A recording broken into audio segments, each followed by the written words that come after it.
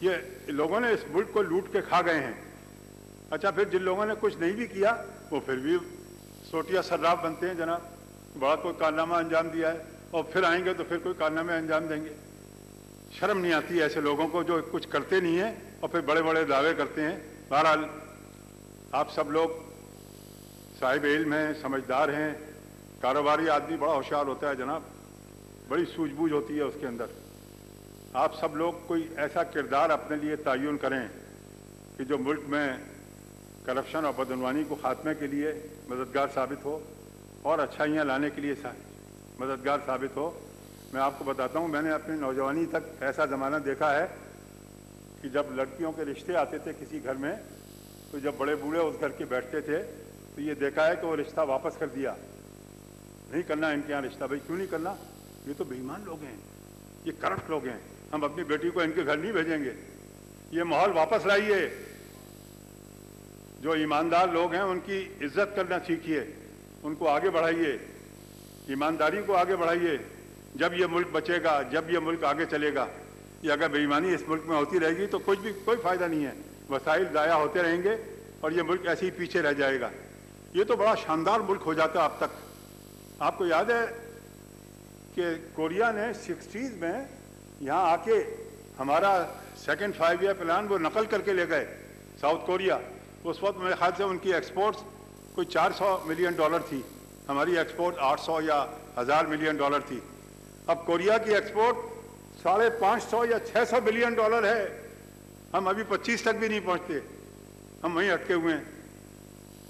یہ سب چیزیں ایسی ہیں کہ اس پہ غور کریں کہ بھئی کیوں ایسا ہوا ہے, ہم کیوں نہیں کر پاتے, کیا وجہ ہے. تو میں جیسے آپ سے کہا کہ آپ بڑے سیانے لوگ ہیں, کاروباری لوگ بڑے سیانے ہوتے ہیں, آپ لیڈ لیجئے ملک کے اندر اور اپنے جو ایسوسیشنز ہیں ان میں ایسے طور طریقے کم از کم بنائیے کہ آپ لوگوں کو اس طرف لیڈ کر سکیں کرپشن اور بدعنوانی سے بچنے کے لیے. اور سب سے بڑا اس کا راستہ یہ ہے کہ خود معقول ٹیکس دینا شروع کیجئے. اگر 100% نہیں دیتے تو معقول ٹیکس تو دیں یار, ایسا کیسے ملک چلے گا. میں جانتا ہوں ایک صاحب کو ابھی میرے ذہن میں آ گئے, ان کے پاس 40 لاکھ روپے کی تو وہ گاڑی چلاتے ہیں. اچھا, اور اتنا عظیم الشان ان کا بنگلہ ہے. میرے خیال سے وہ 1 لاکھ روپے بھی ٹیکس نہیں دیتے ہیں, میرا اندازہ ہے. تو یہ تو بڑی زیادتی کی بات ہے. اس طرح سے کیسے ملک چلے گا. تو میں آپ سے گزارش کرتا ہوں کہ اس معاملے میں جو آپ کی انجمنیں ہیں وہ کریں. اور دیکھیے آخری بات, اس حکومت پر اعتماد کیجئے. یہ منصوبے جو اس نے شروع کیے ہیں یہ کوئی معمولی منصوبے نہیں ہیں. یہ اکنامک کوریڈور کا منصوبہ, یہ آپ کو پتہ ہے سینٹرل ایشیا کے کئی ممالک نے اپنے یہاں روڈز بنانے شروع کر دیے ہیں کہ وہ ان روڈز کو پھر کنیکٹ کریں گے اکنامک کوریڈور سے. یہ تو ایک اللہ تعالیٰ نے یہ ہمارے دوستوں کے ذہنوں میں ڈالا, وہ ہماری مدد پر آمادہ ہوئے. یہ اللہ کی مہربانی ہے, ورنہ آپ کے پاس تو کچھ بھی نہیں ہے. یہ آپ بنا سکتے تھے اکنامک کوریڈور, آپ بنا سکتے تھے گوادر پورٹ, آپ بنا سکتے تھے گوادر انٹرنیشنل ایئرپورٹ. یہ لاہور کراچی موٹر وے جو اس کا حصہ ہے آپ بنا سکتے تھے. یہ ہزارہ موٹر وے جو اس کا حصہ ہے آپ بنا سکتے تھے. یہ دیامر بھاشا ڈیم جو آپ بنانے جا رہے ہیں یہ آپ بنا سکتے تھے. یہ داسو ڈیم جو آپ بننے جا رہا ہے یہ آپ بنا سکتے تھے. یہ اللہ کا شکر ادا کریں کہ ہمارے جو دوست ممالک ہیں جس میں چائنا, سعودی عرب, ٹرکی, یہ بہت سر فہرست ہیں. اور آپ دیکھیے گا کئی سینٹرل ایشیا کے ممالک بہت جلد اسی طرح سے آگے بڑھ کے آپ کی مدد کریں گے.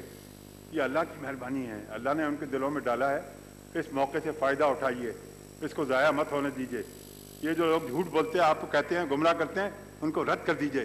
کوئی شخص ان منصوبوں کے آگے آئے اس کو رد کر دیجیے. ان منصوبوں کی تکمیل میں حکومت کا جی جان سے ساتھ دیجیے. یہ منصوبے جلد از جلد مکمل ہونے چاہیے. یہ تو بجلی کے جو منصوبے شروع کیے گئے ہیں, بجلی کے منصوبے کی ایک مجبوری یہ ہے کہ کوئی 2.5-3 سال سے پہلے وہ پروڈکشن نہیں دیتا. ورنہ یہ جو منصوبے شروع کیے گئے ہیں, میں آپ کو یقین دلاتا ہوں کہ 2018 تک یہ منصوبے جب پورے ہوں گے تو انشاءاللہ یا تو لوڈ شیڈنگ ختم ہو جائے گی یا برائے نام رہ جائے گی. یہ میں آپ کو یقین سے کہتا ہوں. اب آپ کا کام یہ ہے کہ ان منصوبوں کی تکمیل میں اپنا حصہ ڈالیے. हुकूमत के दस्तो बाजू बनिए, ये जो लोग इसमें रुकावट बनना चाहते हैं उनका रास्ता रोकिए। ये ऐसी चीज़ें हैं कि कौमों को इस तरह के काम करने पड़ते हैं। और ये जैसे मैंने आपसे कहा कि ये भी अपनाइए, अच्छी आदत कम से कम अपनी बिरादरी में तो पैदा करें यार। भाई क्यों नहीं 8 बजे काम शुरू करते, क्यों नहीं मार्केटें खोलते 8 बजे? नहीं, पूरी दुनिया में होता है। आप जाइए यूरोप में जाइए, वो 5 बजे उनकी मार्केटें बंद हो जाती हैं सिवाय चंद दुकानों के। वो जाहिर है अगर हम ऐसा करेंगे तो कितनी बिजली की बचत होगी। मैं चाहता हूं कि गौर किया करें अपने अपनी एसोसिएशन में कि कौन से अच्छे स्टेप्स हम ले सकते हैं। सिर्फ ज़ुबानी बातें करने से मसाइल हल नहीं होते हैं। मैं आप सबके लिए दुआ गो हूँ कि अल्लाह ताला आपको मज़ीद कामयाबियाँ दे। और मैं आपको यकीन दिलाता हूँ कि कभी भी कोई बड़ा मसला हो आप मेरे पास आइए, मैं इंशाल्लाह हुकूमत से कह के उसको हल कराऊँगा। ये बिजली और गैस के मंसूबे तो आपके इंशाल्लाह जल्द हल होने जा रहे हैं, थोड़ा टाइम लगेगा। ये LNG के मंसूबे में जो कुछ आप कर सकते हैं हुकूमत की मदद करें। मैं आपको बताता हूँ ये भी एक अल्लाह की नेमत है कि ये जहन में आया कि LNG के ज़रिए, LNG के मुतालिक भी आपने पढ़ा होगा ना, कितने शुकूक शुबहात बातें। पता नहीं हमारी कोई नेशनल हैबिट ऐसी हो गई है कि भाई टांगें घसीटना वो ज़रूरी है। बहरहाल अब आप इस चीज़ को पहचानिए, इसका एहसास कीजिए और जो टांगें घसीटने वाले लोग हैं उनको रद्द कर दीजिए।